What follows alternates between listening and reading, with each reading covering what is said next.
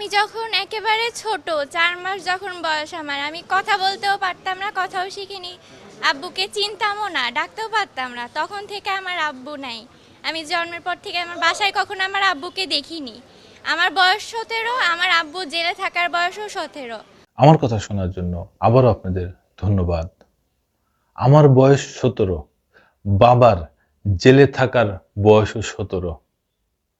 এই কথা বলতেছেন একটা মেয়ে।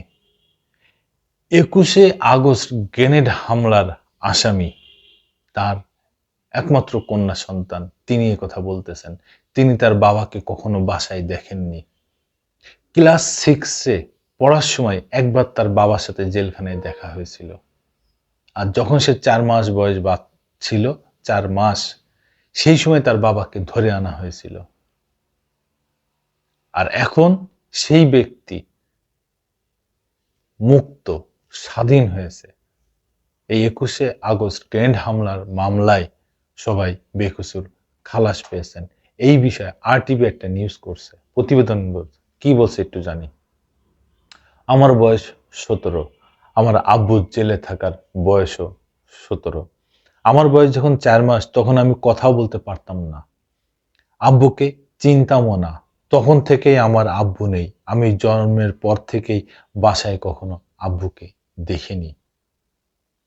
আদালত প্রাঙ্গণে এইভাবে নিজের দুঃখ প্রকাশ করেছেন 21শে আগস্ট গ্রেনেড হামলা মামলায় গ্রেপ্তার জাহাঙ্গীর আলমের মেয়ে সাফাজ হুমায়রা।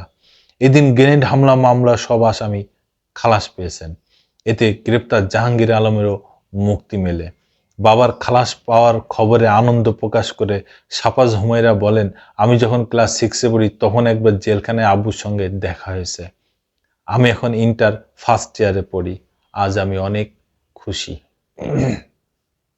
জাহাঙ্গীরের পরিবারের সদস্যরা জানিয়েছেন, জাহাঙ্গীর আলম ও তার বাবার নামের সঙ্গে অন্য আসামির নাম পরিচয়ের মিল থাকায় তাকে ভুলভাবে গ্রেপ্তার করা হয়।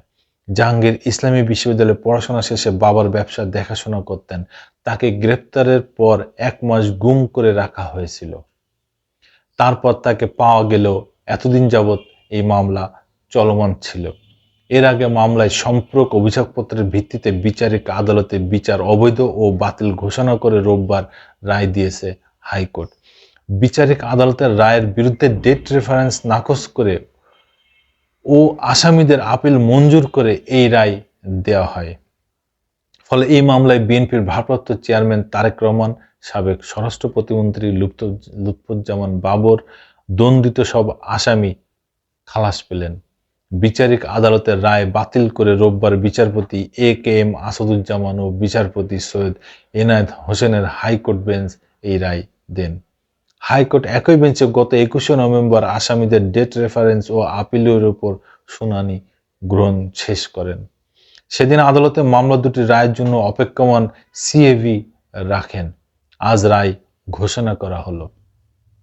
বিচারিক আদালত এই মামলায় 19 জনকে মৃত্যুদণ্ড, তারেক রহমান সহ 19 জনকে যাবজ্জীবন কারাদণ্ড এবং 11 পুলিশ ও সেনা কর্মকর্তাকে বিভিন্ন মেয়াদে কারাদণ্ড দিয়েছিলেন। আজকের রায়ে হাইকোর্ট বলেছেন, 21শে আগস্ট গ্রেনেড হামলা মামলার বিচার ছিল অবৈধ। আইনে এটা টেকে না। যে চার্জশিটের ভিত্তিতে নিম্ন আদালত বিচার করেছিলেন তা আইনগতভাবে গ্রহণযোগ্য ছিল না। বেলা 11টায় রায় ঘোষণা শুরু হয়। 11টা 45 মিনিটে রায় পড়া শেষ হয়। রায়ের মূল অংশ পাঠ করেন জ্যেষ্ঠ বিচারপতি AKM আসাদুজ্জামান।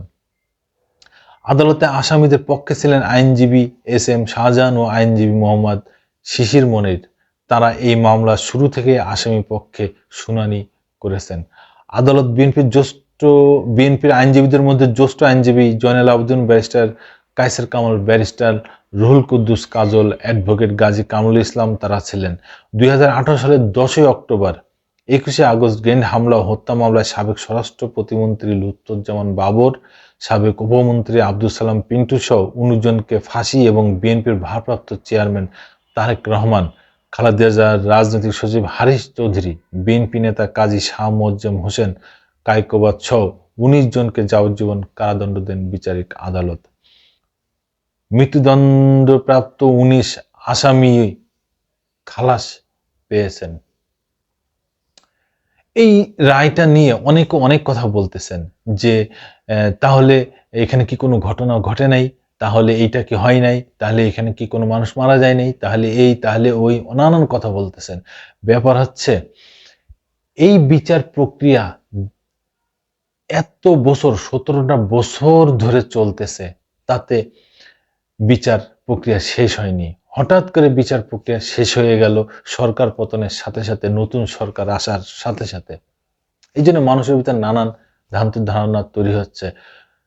তবে ঘটনা তো ঘটেছে যেই ঘটাক, তবে এটা রাজনৈতিক মামলা হওয়ার কারণে এই সমস্যা, আর কিছুই না।